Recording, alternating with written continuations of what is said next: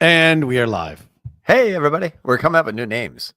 We're coming Facebook and up. Google combined. Do you like FaceGoog or Or do do you you like, like Googbook?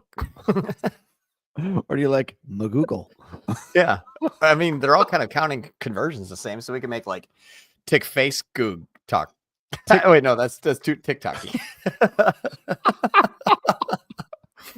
You want to throw Snapchat in there? I mean, I remember when Bill Belichick was the Patriots head coach. And now he's like he's an Instagram star with this new girlfriend he has. She's like 26 years old, but it was just like crazy. But anyway, he's like 75 or something like that. Whatever.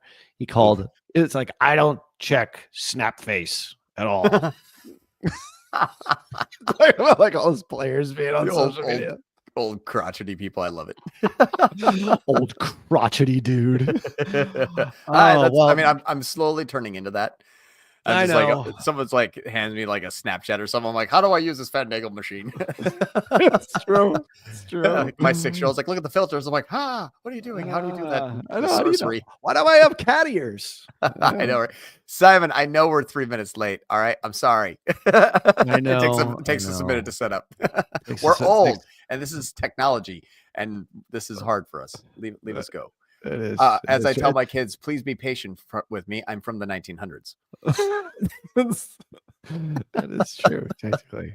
Yeah, it's like clicking all these buttons, opening links. It's very hard. I know. API calls and crap. I don't know. I miss the good old days of newspapers. I know. I know. I still get the Boston Globe delivered the Sunday newspaper every Sunday. I love the old-fashioned. Yeah, I'm like the only guy I think in the entire town that gets a physical newspaper. At Starbucks, they're flipping pages, like taking up 3 rows, like sports.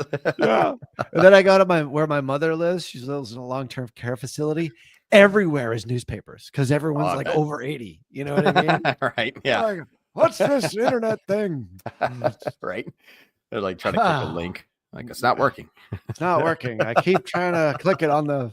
Yeah, you can't do it that way. Well, we're not talking about old stuff today. No. We're talking about new stuff. And yes, we were joking that Google and Meta are merging into one. They're becoming sort of the same kind of platform, but there's still some subtle differences here. There's no merger in play, as far as I know. But I don't think so. We'll find out. Yeah. Yeah.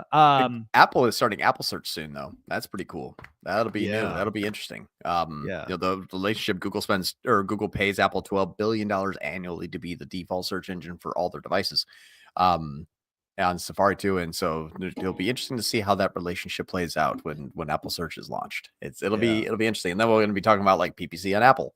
That'll be something new we'll be getting into, which will be fun.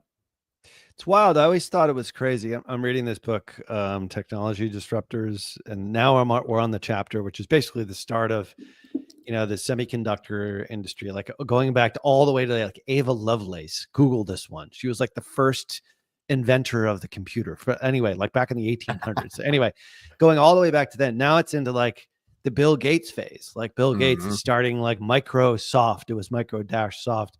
And it always was crazy to me that Microsoft's biggest customer, do you know who they were? Still are? Let's see, Microsoft. Yeah, Apple. I would say it's got to be just the battle of the behemoths for now until forever. They buy Word, Excel, they buy all the other stuff. Like they're their biggest software like purchaser. It ends up like Gates and Jobs were actually buddies at the end of the day. But that's true. Which is kind of cool. We're not going to be talking about that today. We're going to be talking about Advantage Plus, maybe some Google stuff too. So we're going to start with the Google stuff. So demand gen. I get a lot of people that reach out to me about demand gen tactics, strategies, that kind of stuff. And I've been testing demand gen since 2023 when it was discovery. And I still use it today on some accounts. They're very, very, very good for like top of funnel type of campaigns. So email signups, list building, coupons, awareness, those things seems to work pretty well. They're easy to get those conversions. Now, a lot of them are junk. which is something that we're finding out. There is a big spam issue still inside of Google Ads, ecosystem. Shocker. A lot of click farms, a lot of bots, essentially, mostly due to the YouTube network, which is a different topic for a different day. But essentially, demand gen has YouTube in it. YouTube goes to YouTube channels. Those YouTube channels pay click farms and bots to engage with those ads and fill out forms and everything. So it gets a higher revenue for their channel. And we do see that still to today inside of demand gen. That's a mute point, but it does bring me into a situation where we wanted to analyze this deeper. Now, if you've been following me, you've been following this channel for a while, you'll notice that we obviously measure very differently than in platform. Now we are moving back a little bit towards in platform for a visualization and execution of some data so that the campaigns and algorithms and the bidding strategies can take advantage of proper conversion events. But unless you have that sort of, high quality connection, you're kind of stuck with doing it old school, which is like now a year old, which is media efficiency ratios, looking at, NCAC metrics and targets, and then analyzing how that's actually coming about inside the paid media platforms. Well, Google did an update and they changed something called platform compatible conversion events. And platform compatible conversion events is a new column that they are testing demand gen to be using by default. And the methodology there is the same exact thing as Facebook view engaged conversions. They're just called view through conversions, slightly differently. So Google has view through conversions, but they don't really necessarily count the view through conversions. Well, it's not even counted view through conversions. They're just called view through conversions, or like the engaged view versus view through. The view through conversions are still there, but they're counting now a little bit differently inside of the data-driven ecosystem. What this means is that the traditional data-driven ecosystem says you have a click on demand gen or you have a view on demand gen. You have a click on search, you have a click on shopping, you have a click on brand. Okay, 25, 25, 25, 25. For just example purposes, they split the conversions differently. Yep. Well, Google said, you know what? Demand gen is something we want to push and no one likes it very much. So we're going to make it even more enticing, which is what it seems to be doing, which is even if you have demand gen on and you have touch points between 4 different channels, if there is ever a view through conversion that demand gen has been a part of, it will give 100% of that credit to demand gen, along with still giving data-driven attribution conversions to the other platforms inside of Google Ads. What this means is that if your conversion column will have 0.25 in demand gen, 0.25. Well, I'll do a simple math. 2 clicks, demand gen, brand. Make it simple.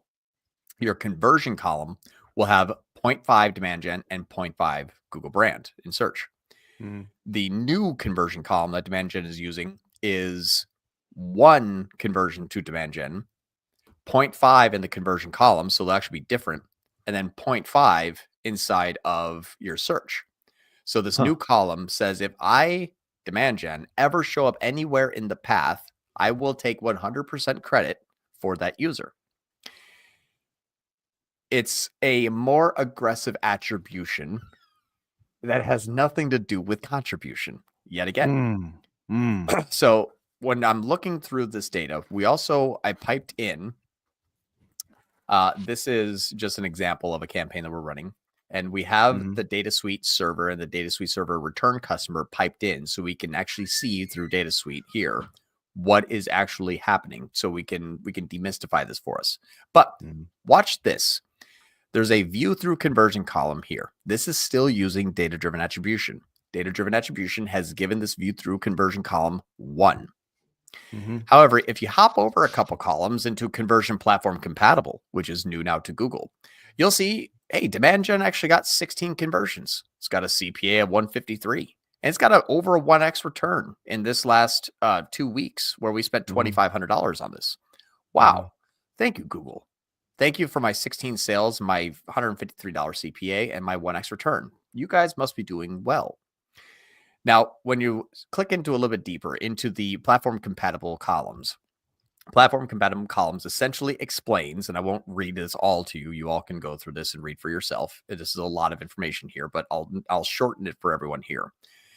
the old way, which I don't even know if I can blow this image up. Maybe. I like they have images in there. Oh, look at that. Hey, that works. Look at that little old school hack of I love the fact that it's a guy with a ponytail. I know. So you got Cosmo over here. Yes, that's Cosmo. Skin needs to be a little bit darker, but right. Yeah. Everyone just kind of like, turn your lights off. It'll just everything become dark. So you got Cosmo over here. And he has a demand gen engagement, a shopping engagement, and a search engagement, and a sale. So your normal conversion columns say, okay, give split credit, split credit, split credit.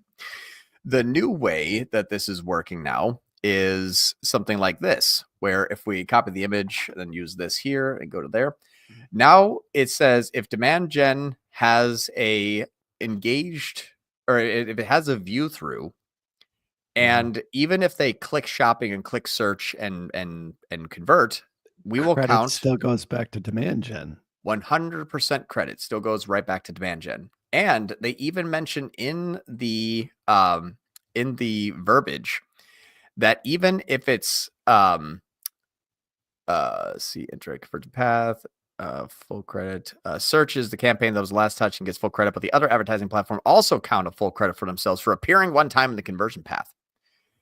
So in each case, the other two were clicks, correct? Yes, the other two were clicks. And if this is just even shown anywhere in the path, first, middle, last, doesn't matter. Even if they even mention, even if it's not last click. In this example, despite demand gen not appearing last, it gets the full credit. So it doesn't matter where it essentially shows up. What this basically says is, hey, and what's so funny is you can even see them calling out Facebook inside of their verbiage, but not even Facebook specifically. They call it other marketing platforms, like other advertising platforms credit assignment. Other advertising platforms give full credit for ad, even if other touch points are in the conversion path. So it's like, we're doing it too. Like, God, your Google is now just becoming Facebook. Well, which is like, if it's in a path, I'm going to count 100% of the credit. Go ahead. If I view an Instagram ad, okay, I don't click, and then I see a Facebook ad, and I click. The Facebook ad gets the credit, gets 100% of the credit, right? Because it's a last click, because the click always wins over on Meta. But so I don't understand what they're saying in that particular case. Am I missing something there? Well, they're still doing that. It still will give the credit in a data driven. However, in this new column, so it's not the column over here. The conversions are still 0. Yeah. But in this, because it didn't get a click. But in this new column, it says, hey, we showed up in paths of 16 people that ended up buying. So we give you 16. Oh, okay. Yeah. Okay. So it's trying to validate really and say, hey, we're important too. Yeah. And we got you 16 sales, and it's coming in at 153 because I was in a path, and because that path had a ad that was viewed. I will take now 100% of the credit in these columns, and these columns will now show up by default when you launch a campaign. Thank God they separated them out so that you can see the differences. But here's where things got really interesting. I said, okay, that's cool. I'm going to actually import through Data Suite all of the conversions that actually came through. Total conversions, new conversions, and return conversions. And now I get to actually have click conversions to say, who are you taking credit for? So when we imported our conversions into the system utilizing our data warehouse that actually houses all of the actual traffic, when I imported them, our Data Suite server, which means, hey, we saw basically everything that we can see from the server, and that had 3.64 conversions. Now, when we said, okay, let's upload the matched ones, we actually had 3 conversions, and they're all returning customers. There is no one new. Got it. So got it. I always looked at demand gen and said, okay, I've launched these. It always looked great. It always showed amazing CPA, tens, hundreds, thousands of conversions. And I see all this stuff. Now, when we measured though by NCAC and MER and the total kind of spend increase, it never came to fruition. It always looked fantastic, but it never actually benefited the company. When we're talking about things that are like sales and lead generated. Yeah. Like list building. Yeah, sure. Or if we're talking about like, grab this coupon, grab this deal, sign up for this, that you're great. They're kind of half junky, but they're coming in at like 20 cents. So who cares? If half of them are good, that means I got a 40 cent, good lead. Sure. But what was very, very interesting is like Google will have no problem giving you a 1x return, 153 CPA, which is actually spot on to our non-brand standard shopping, by the way. Our non-brand standard shopping is coming in at 130, 140. And this is like, I'm just as good. Yeah. And those are only counting all new customers, by the way. So our new customer in platform NCAC when uploading is 150. This is coming in saying, me too. I'm also 150 and I got 16 sales and I'm giving you a 1x. So be cautious. So why would this be bad? Because like, I mean, this is obviously for those of you who aren't familiar with this, demand gen is a YouTube platform specifically, and that has always been sort of the I assume you're using the YouTube demand gen part here. We didn't say that, but I assume that is the case. Yeah. Yeah. You got YouTube. You have the feed. So you're using and then also GSP ads. So Gmail sponsored promotions are the three demand gen platforms. So you got Gmail ads, right? Google homepage feed, and YouTube. So, well, we're talking YouTube on this one specifically. Or this one, I'm only using YouTube right now. Correct. Okay. So there is no Gmail and there is no feed. Got it. So this is a YouTube video, a bunch of YouTube videos with PLA. So it's YouTube shopping that's running right now in demand gen. No TVs, only phone and computers and tablets. So if like my point on this is that if we're largely blinded to the effect of YouTube to a certain degree, and this is, I have to assume this is new. Like I have not gone into this, but this is relatively new. Like this now gives you an idea, like to the age old question of, are my YouTube ads actually pulling for me, specifically demand gen? So this is positive. It is positive, but if I saw a 153 CPA, which is within goal, my instinct would be to scale. Yeah. Now, we have not got one new customer from this campaign. Oh, okay. Got it. And it is showing by its own attribution a 153 in the last 14 days, where if I go over into my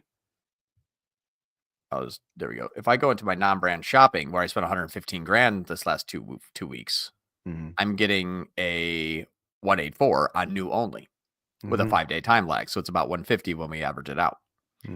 So demand gen coming in and saying like, yeah, I am actually getting better than your non-brand shopping on new customers only is a very dangerous game to play. Okay. So how would you deploy this in an overall strategy with all the other campaigns that you have going on here in order to be able to scale and obviously get new customers? Because it doesn't seem like it's getting any new customers. I spent $2,500 so far to get 3 clicks from my existing customers. So far my actual trackable CPA is $840 for my own customers. Okay. All right. Each. Got it. I see. I have not yet. And I have, the amount of clicks is, I have actually received click wise, which is what I like. And I'll just turn off segmentation so it's a little bit clearer to see. Okay. I have 654 clicks in this campaign that cost me $2,400. So my average CPC is $3.76. Oh, there we go. So I have 130,000 impressions. The screen froze there for a second. It's all good. 130,000 impressions, 654 clicks at $3.76 per click.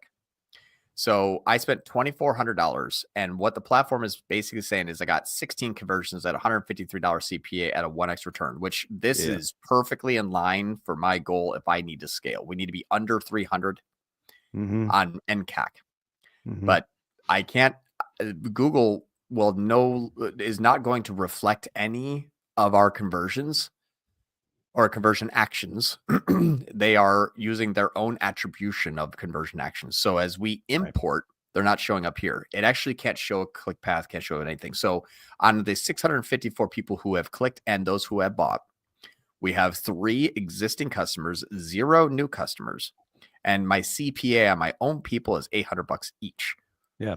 That is not a 153 and 16. No, definitely not. Now, did some people see the ad and end up converting anyway? Probably. Sure. I have over 3 years of videos and over $1.5 million in this spend that I already have videos out there with on demand gen, and they have not yet produced a scalable NCAC on new. one of the ways, and this is what actually kind of goes back to last week when we were talking about the difference between YouTube video action campaigns and the sequencing campaigns. Video action campaigns are designed to go warm, which is why this is also here. So all I want to do is this isn't necessarily groundbreaking, but you can see Google pushing into more of the meta style attribution. Yeah. The only reason why we shocking actually. Yeah, I know. And the only reason why we exist here today is because that is not a great way to measure business growth. No.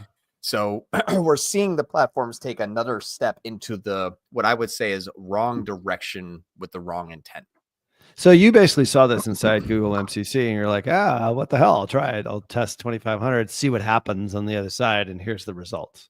Yeah. And like, this Google is part of an overall strategy that John says, yes, do this. You just tried it because you were curious more than anything. Well, I mean, it's the only way you can run YouTube ads nowadays. Yeah. So if you want to run a YouTube campaign, you have to run demand gen. Unless you want to run a non-conversion base. And so it says, okay, so I'm using demand gen now. Good. I'm stuck in the new way. All right. And now demand gen says, yeah, I got 16 sales. YouTube's working again, guys. Maybe. Magically, it's working. Yeah. It's like, if you take, is it fair to say you have a CPA that if demand gen ever inserts itself into any portion of anyone's path, it takes 100% of the credit? Us, you and I, we understand this. Right. Does Sally's hair care understand this? No. Right. And so we have to look at those people. We have to look at the ecosystem by saying 99% of the users will believe this. Yeah. We're like, well, it's in Google. Okay, it's got to be right. Right. And when you hover over, it's like, hey, if we were in the path, they didn't click, but that we saw that went to a sale. And then I said, okay, great.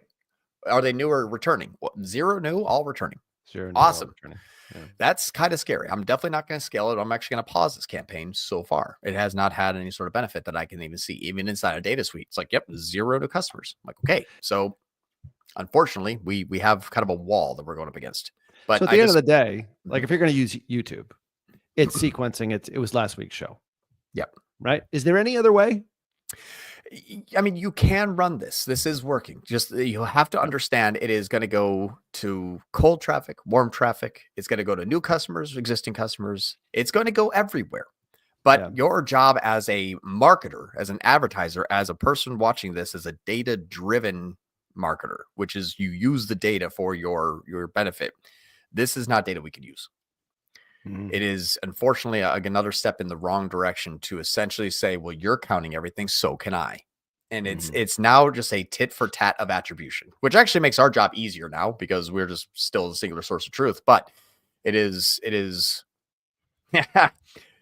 if Meta or if demand gen went extremely cold like Meta does, I can absolutely see this being a viable solution. Right. Video action campaigns have been getting warmer.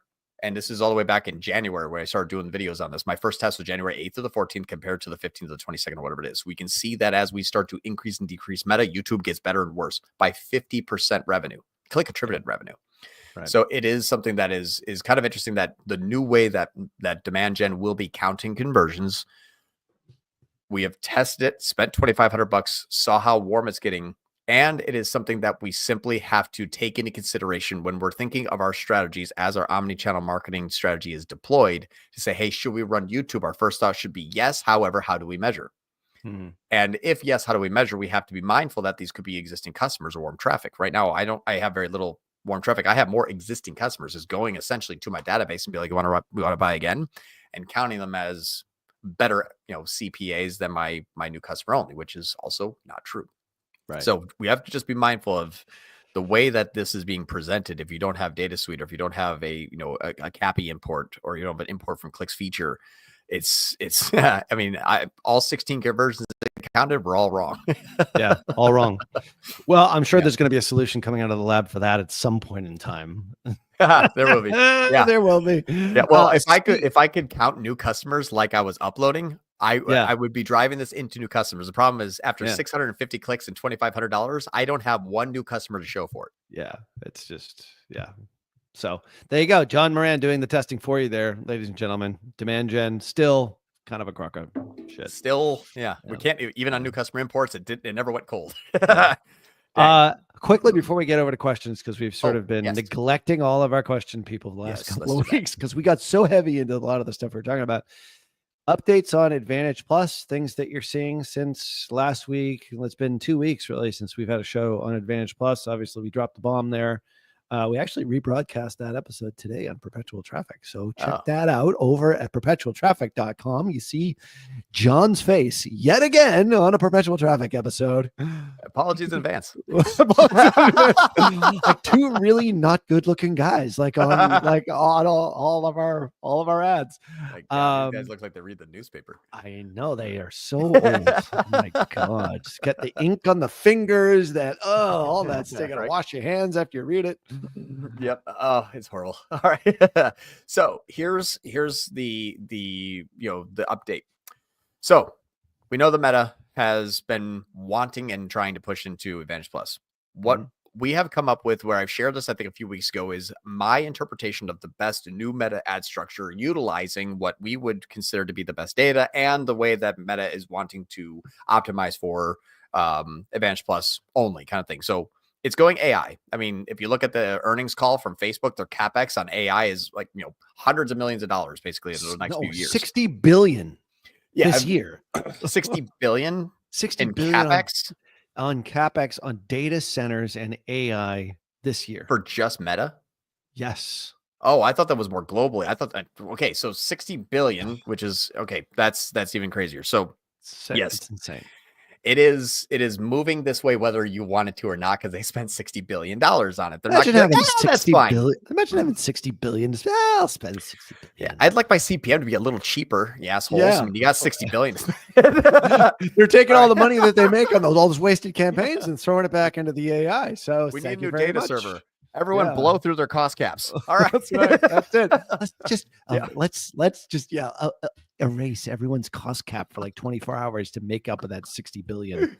Oh man, that happens. God. I swear to God, I see it all the time. I swear to God, it does. Yeah. All right. So here's the new model. This is what we have been testing and working, and I have some good data to show for it. So I'm highlighting the groups. There's 3 groups. Unfortunately, the groups that you have to kind of just imagine in your brain, this is one group. They're just on top of the screen. I'm seeing. I know you're seeing an extra 4. It's actually 3. I just couldn't get them aligned. My sorting doesn't work in Meta. So what we're looking at here is 3 different campaigns, including theater. So we have our methodology now is, because it's deduping by conversion event, we have created a dual campaign with singular conversion events, which means one campaign for view content, one campaign for you'll see Vista, and one group of campaigns for what they call the throne. And you'll see purchase throne. So this company really doesn't actually have any returning customers. No one is going to order they buy it once. Right. Yeah, it's a $4,000 hammock. You're not gonna be like, I'll take 2 more. So, so this is we skipped the part where we did a new customer, returning customer. It didn't. And then have like a 136 on the thank you page. Get 3, get 6. Yeah, like got family. I spent 20 grand more. That's right. It's like more gifts at Christmas time. Okay. So what we saw that is we have to have a creative testing and creative testing and scaling version of each one of our conversion events. If you have a purchase testing Vista, and scaling. Exactly. And then if you have a throne, you have a testing and scaling. We're trying to get the ad spend about 80-20, 90-10, depending upon how much time we need. So we'll skip that part because it's not really relevant to our conversation. But that's why these numbers are not exactly 90-10 and 80-20 split between them. But so this creative testing is working now extremely well.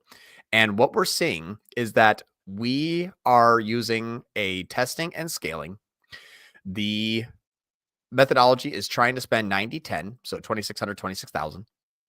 And our creative testing has worked extremely well under the hypothesis of the deduped by ad set methodology that ADV is now using in their ADV plus audiences, which means if a user is found in one of these campaigns, they are locked in. They cannot jump between campaigns. So creative testing has now kind of taken a shift into your normal SOP into a new SOP. The new SOP is allowing your creative testing campaign in a CBO environment of ADV plus to have a large, big group of ads. We have 22 in here. And what we are doing is letting CBO identify our winners by the product that is purchased. So this one is already paused, but historically this actually was about 220, 230. So it was okay. It says 77 because the campaign's no longer spending, but that's why that's reduced. But I don't see any NC or R here. I'm just assuming just because of the way this product is, these are all new customers, like you said before. Exactly. But we don't have any returning customers, so we just stopped it. Yep. Okay. What we're doing here is we are finding our winners inside of our creative testing and then simply cloning them into the scaling without pausing them in the testing. Because 90% of the users are here, the other 10%, are still here. You don't want to stop your creative testing because that's 10% of your audience. You want to leave them on. Right. But what this gives us now is the capability of testing in a safe environment of 10% of our global audience for vistas. And then when they are working well, we push them into the scaling. We leave them on in the testing. And then we introduce new ads in the testing to try to beat the previous winners. And rinse and repeat. What we see now. That's why you had all those paused ads that were in there, because all you're doing is you're taking that ad, you're duplicating it, throwing it into the other campaign. You're keeping that one on, and then introducing another creative or another ad at the same time. Yeah. And what's nice is like we have a ton of stuff that hasn't run yet. So when we need new ads, let's say we had 5, 2 are winners. We need 3 more. So that's your dry powder right there. So exactly. Nice. They're already prepped, ready to go. Exactly. Love it. So now they're all ready to go. And what's cool about this, we're actually seeing the creative testing take an actual effect. So we had a $360 CPA. We tested new creatives, got that down to 239. When we added it to this campaign, it brought the average down 13%. Cool. And then we had $1,900 hammock throne sales. We did some creative testing, found the new ads are bringing that down to 740. When we add that to the new campaign, it brought my CPA down 50%. Yay. So the path is test. Is this better than that? Yes. Add to here. That goes down. Test. Is this better than that? If so, add here. This goes down. Wow. Rinse and repeat. That is beautiful. And it's one of the most beautiful things I've ever seen. Don't tell my wife that. I know, right? Me too. And don't tell my wife. But what's nice now is we can scale this 157%, 287%, 246%. Geek out on this sort of stuff. What is wrong with these guys? I know, we're all nerdy. Like this is getting like a 2 and 3x scale in the matter of 2 weeks. Cool. And is coming down. And so what's cool is I said, okay, let's actually see how this affected our actual business. And we did this from the 16th to the 30th. You can see we spent 1.32% less. Why? We shut off last year's strategy. 20 grand on all products, ADV, gone. Like we're just wiping that out. Just take 20 grand there, take 800 or $800 there. There's I think a few other ones that were running here that we ended up pausing. Maybe they're more towards the top. Ugh, God, there's too many of them. So we go towards the top. Yep. Like this one's gone. That one's now on, but like we paused this one. So we basically just said, we're moving forward with this, with our feeder. Now we have a 1.32% difference. We go into the back end and we're running a demand gen, or not running demand. We're running some performance max for brand. That's pretty much all the Google strategy.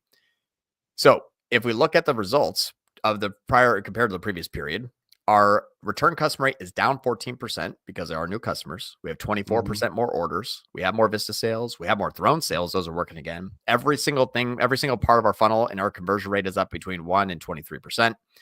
And all signs are pointing to green. Better everywhere. Google search, organic, inbound is up 43% in sales. Why? We're engaging new customers with feeder and they're buying the products with new creative testing. Everything is getting really better. And all it is just add, change, rinse, repeat. Add, change, rinse, repeat. I mean, it's very, very, very simplistic. But this kind of proves the model that if you have good creative at $2,600, you can scale it to $26,000 instantaneously and get a better result.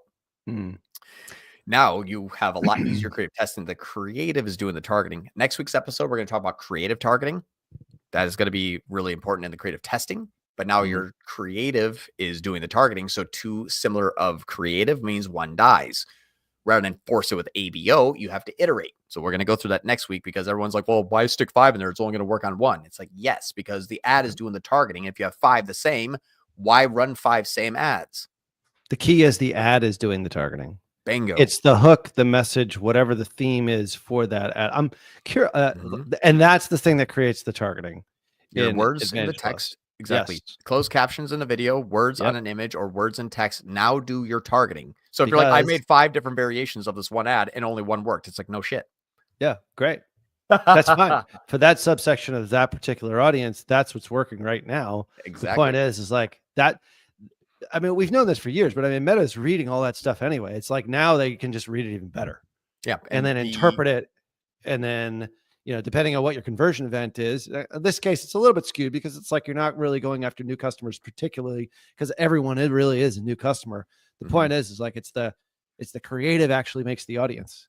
Yeah. And if you, let's say, do have something with new and returning users or new and returning customers, check this out. This is like kind of, in my opinion, proof in all the puddings. And even some Jellos. It's proof everywhere. Wow. So if we look at the last 7 Jello days these days, I know, us old guys who read the newspaper. So, I pick out my teeth. I don't have my teeth. That's right. Take them out after the show. Right. I'm gonna go rinse them in some Sensodyne. Or what was it? Dentum mint or whatever. I think it is Sensodyne. Yeah. Probably.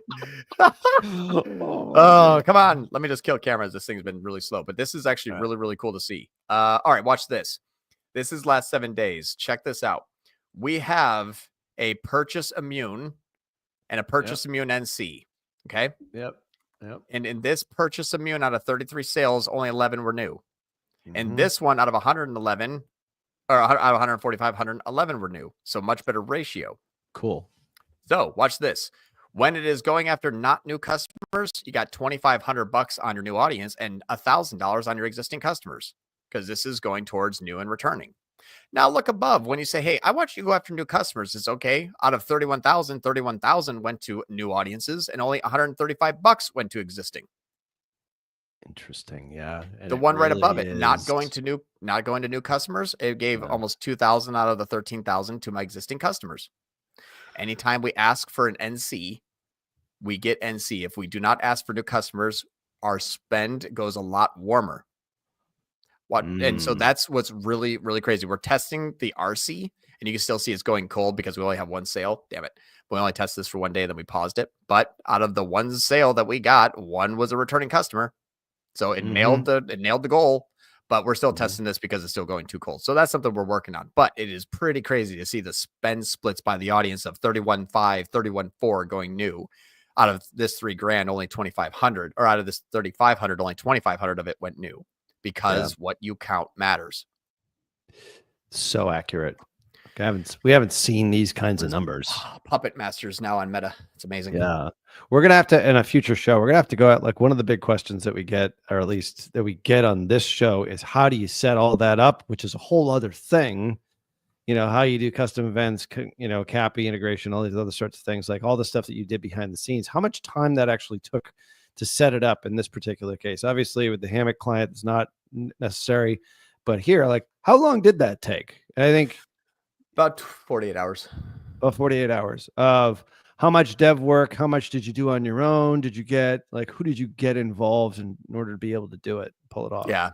Yeah. So the basically the people that we're utilizing for Data Suite, it's our friendly friends overseas that they kind of build everything out there. They built this for these clients here.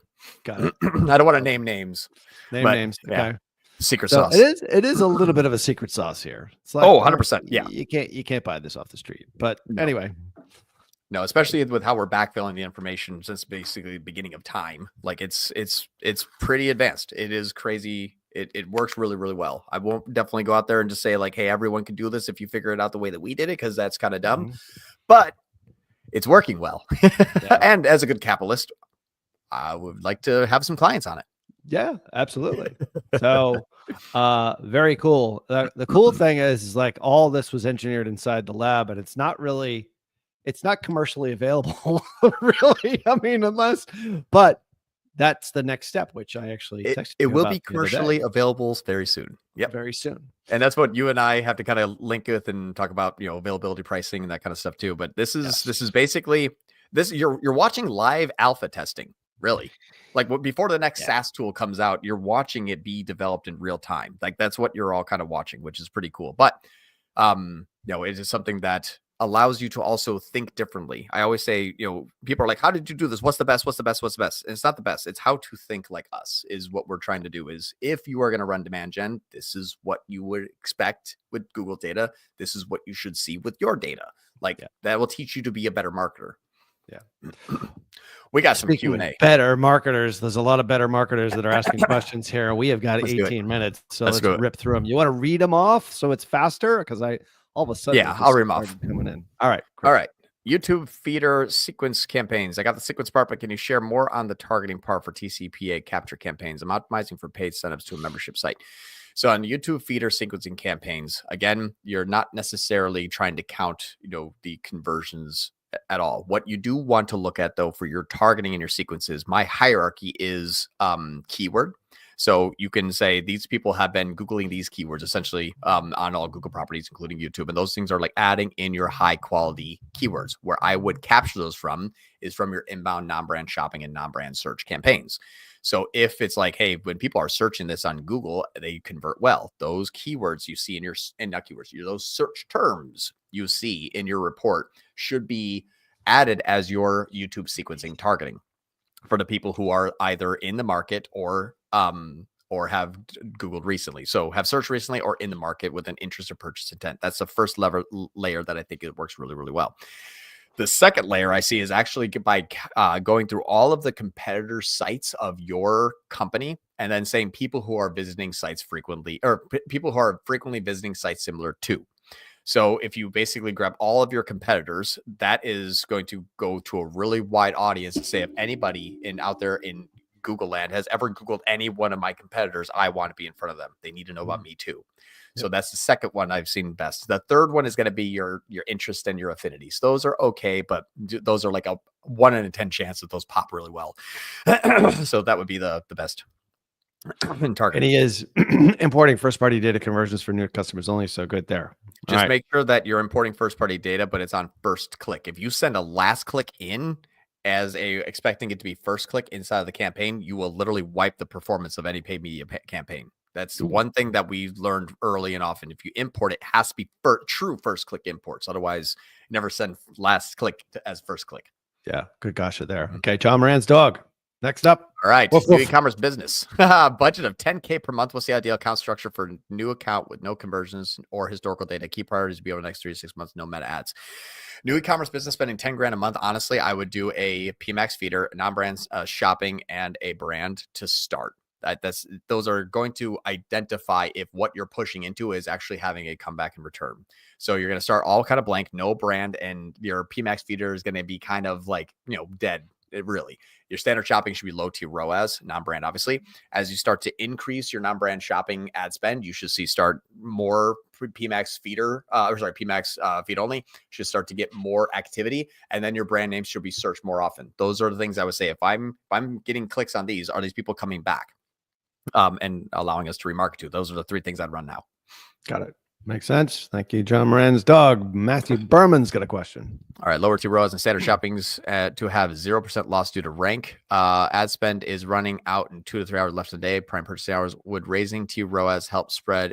Could. It may actually even shorten it, honestly.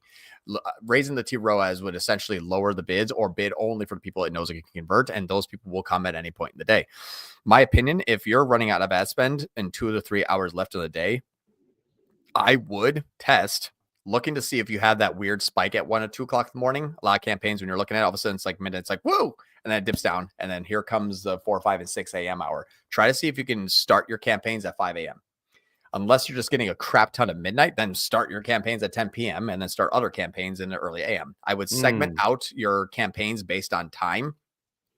Because if you are running out of ad spend and you don't have the affordability to simply just increase ad spend to go longer, which means your arc is going to go higher, but it will also go longer, your impression arc. If you can't, I would do 2 things. Run one until it runs out, but spend 70% of your ad spend there. Have another campaign that starts when that one stops and have 30% of your ad spend there. Simply just copy paste your campaign, change your dates and time, or change your dates so that your hours are stacked. Run that first and see which one gets better performance, because you can maybe start to push into one or expand the one a little bit later and reshrink the one a little earlier. That is super good right there. That I totally see how that help. Simon, yes, we will. Can we stay 3 minutes late for Simon? We're fashionably late. Okay, Simon. We're clicking buttons. We'll see what we can do there. We want to get to all the questions here. Love you, Simon. All right, Mark Shanuda. Are you guys, still hiring? We are actually. I'll forward your name off to Josh. How about that, Mark? Just because you're here on the YouTube live. Appreciate you. I like that. All right. Simon. We've got some fans here. It's historical. We're 7 days, 24 hours a day for this show. You really live a really pathetic life, Simon. No, I'm just kidding. This is the best. It's borderline super fan / stalker. John Moran's dog has another question for you. All right, let's do it. Do you optimize clients' product feeds when issues are identified, or is the responsibility left to the client based on recommendations? No, I would say that if you're going to be marketing on shopping, it's actually fairly up to you to identify those product feed issues. Now, there is a lot of issues that are mute points. GTINs and MPNs are only important if you're reselling other manufacturers' products. So if you see like warning, if height, color, size, weight, sex, gender, whatever it is called gender, if that is something that's not important to you because you sell a garden hose, don't worry about that either. It's actually more important that your web page is using the product schema more than anything else that's actually in the feed. Your title will be 80% of your match. Your description will be more long tail. But if your titles and images are fairly decent, schema markup on your product from an SEO perspective is going to be much better to be interpreted by the Google Search Console engine that scans the pages to help increase match rates. So using the product schema can actually sometimes better perform than a feed optimization. But take 80% of your efforts in the first month and look at titles. And then that's going to be, everything else is going to be 10 more hours for 10% better results. So you hit a point of diminishing return real fast after title and description. Got it. Makes sense. Big Money 33 is very nice. Apple search ads upsell. Yeah. I know it's not even a thing yet. This isn't a rumor right now. It's not even actual unless they announce something I didn't see, but I heard about it. But I don't could have happened within the last 49 minutes. Who knows? All right. Next question. Malacomo has a question. Trying to do I'm doing lead gen, trying to gen distressed seller leads. Any tips? Extremely high CPCs. Distressed sellers. We actually owned a company called OfferPaid, kind of like OfferPad. You can see how bad of a marketer I was. We were buying with hard money. The domain wrong. That's drunken domain searching, by the way. Don't ever do that. God, that's a bad idea. Yeah. So I think we still own tier 11. Oh, that's so bad. Tier 12? What was the number? What is the number? Spelled 11 wrong. Well, so be it. Distressed seller leads, we did this for a while. What we actually did is extremely high CPCs. What we found is if you don't run your campaign so tight in terms of geography, that actually helps a lot. So I don't know if you're talking about real estate. I'm assuming it's real estate because we were purchasing with hard money lenders actual properties to people who wanted to buy the property. We're basically the ones transferring the paper with an upsell. Yeah. So we're brokering deals, but exactly. We're brokering dealers and generating the leads to do it. Now, what we noticed though, is that yes, it's extremely high CPC, sometimes up to like 50 and 60. We were getting leads for $250, $300. Not bad though, when you're talking about $150,000 house. So what we found out is that you're really, really honestly stuck. You are not going to win the CPC game. We did it for a year with $500,000 a month. I had this thing narrowed down to the 886 keywords that work most of the time on broad, and we just copied and paste geography. We noticed though, the wider we went in our geography, the CPCs were like $250 all the way down to like $28. So my challenge to you would be is if you're just like, oh yeah, I want to generate leads in like St. Louis, don't just be like St. Louis and go. Look at St. Louis, look at the outer regions, look at population density, look at average value of homes, look at unemployment rates, and then you can start to find pockets of opportunity that other people simply ignored. Like, yes, maybe it's 10 minutes past where you want to be, but this house is just as good and it costs us half as much. So we found that geography and competitiveness was much more important than just hitting all the major metropolitan areas or this like neighborhood you're trying to get out of. That I don't know if that helps, but that's that would be a tip.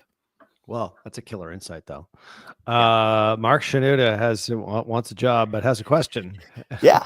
Have you tried choosing a display network discovery channels to avoid spam YouTube clicks? Yeah. The problem though is that YouTube is still, in my opinion, the best prospecting and remarketing that Google can do. Display has 85% bot traffic and discovery gets so much GSP engagement that it's like, you got 7,000 clicks. I'm like, then how did 6 people show up? It's like, well, if they open the Gmail, you get charged whether they visited your site or not. I was like, well, that's shit. So YouTube was kind of like the only thing. So that's why I like for real good marketing, sequencing works well. If you want to just have a high ROAS and you're like, hey, I just need the coverage and everyone that wants to buy needs to see this video, then demand gen's where it's at. But the YouTube spam clicks, the best way that I've seen it is running those sequencing ads, and then going through and manually basically excluding anything over 100% click-through rate with more than 2 clicks. Got it. All right. Very cool. Mick Tease has a good basic question. It's Mike Tease, right? Is that a microphone? Mike Tease, right? Yeah, that's awesome. As opposed to Mike Drop. You're an Irishman. Hello, McTease. Hello, McTease. How the hell are you? Good morning. Oh, that's awesome.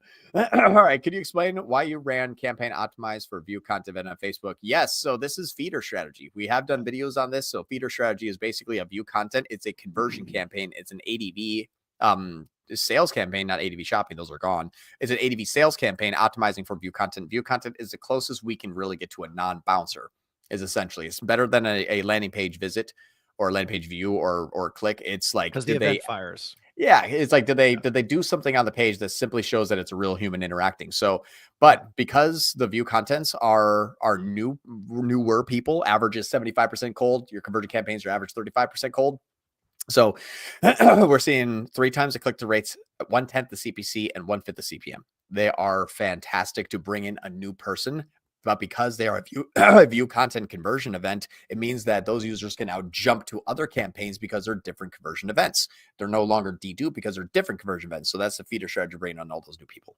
You know, my friend, I just thought of this because I talked to Mercer a couple of weeks ago. Was it a month ago? I don't know how long ago. Chris Mercer, one of the smartest guys when it comes to Google Analytics and tracking and measurement and so forth. Yeah. He actually has view content usually on a timer and then collects that data based upon 5, 7, 10 seconds. And then he also has a way to figure out whether or not they scrolled on the page. I love that. Like, he figured out that's some crazy ass shit. So anyway, is there a way to even do that with feeder strategy? Because obviously somebody who clicks stays on the page longer, even scrolls, let's say more than 10 seconds. They're more engaged than somebody who's like 5 seconds or less, right? Is there a way to get even more granular there?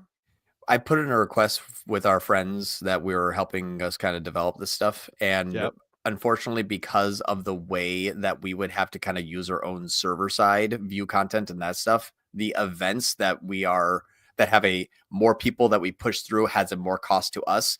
If we wanted to add in, like, let's say we had 500 conversion events, we're like, cool. But if we want to add like 1.5 million view contents server side, it was cost prohibitive. So we're still working on that. But what I want is first time view content and return view content.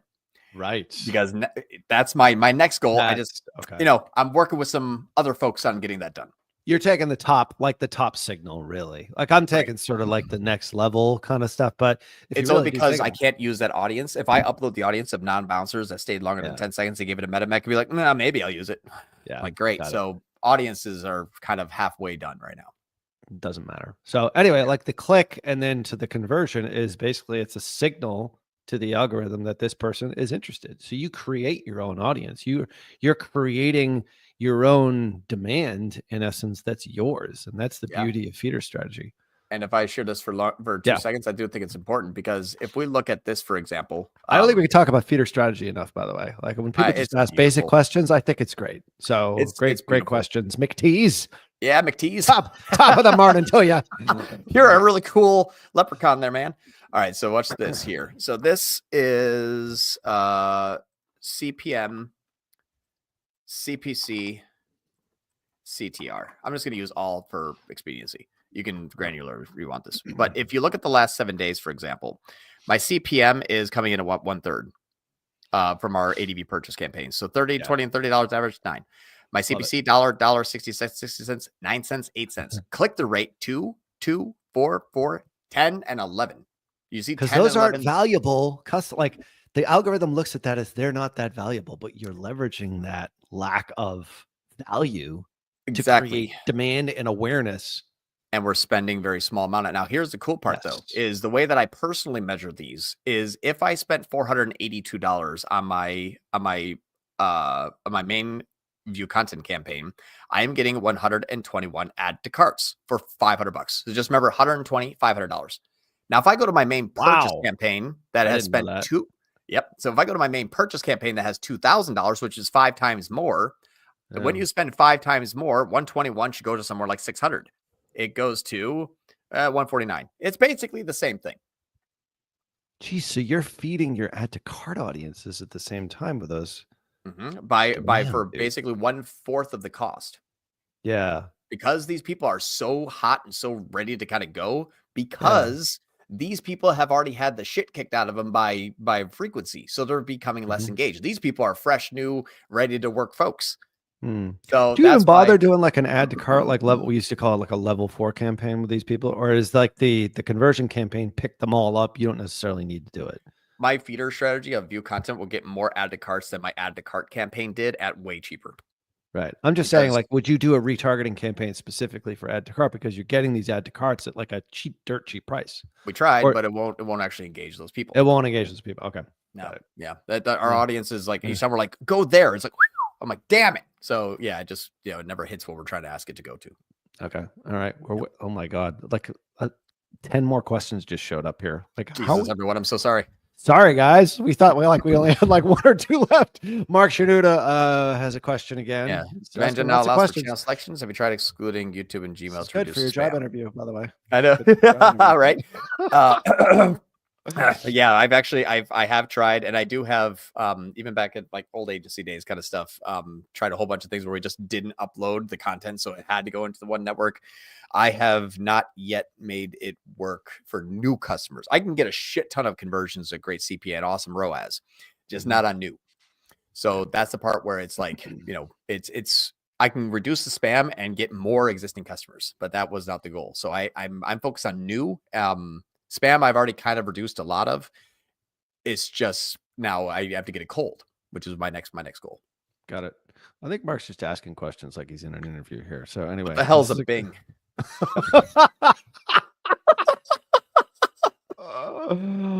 No, yes, I have. It has failed miserably. Honestly, the Microsoft's tag is, I think it still eats glue. I got to get that thing. Yeah, our next event is once we have Google fully optimized, we're just going to import to Bing and see how well that does. But I haven't done it yet because like I have less than 1% on Bing of spend. Yeah, just do regular ads over on Bing anyway. It's so easy. So Mark Pommet has a question. Guys, started a new TCPA search campaign with no conversion history using feeder strategy. Yes, you can. Just make sure your TCPA is like really high. So set that thing to like $500 or $600 to start. You probably get $100 or $200 conversions as an example. Then you can start working your way down without restricting limitations of the impression. But yes, if you can start a TCPA campaign, just make that thing so high that it allows it to go way higher. 5 times your daily ad spend is a great place to start from brand new. Okay. 33 Big Money's got a question on retargeting.